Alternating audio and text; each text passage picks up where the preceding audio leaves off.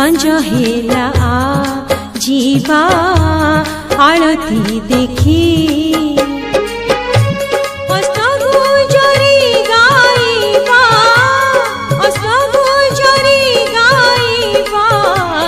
अच्युत चिंती आळती देखी संज हेला जीवा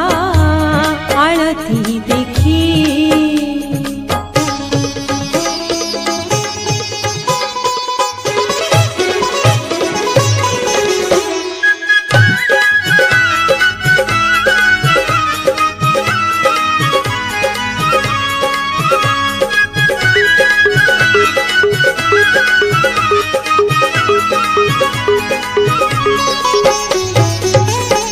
बट वृक्ष पछे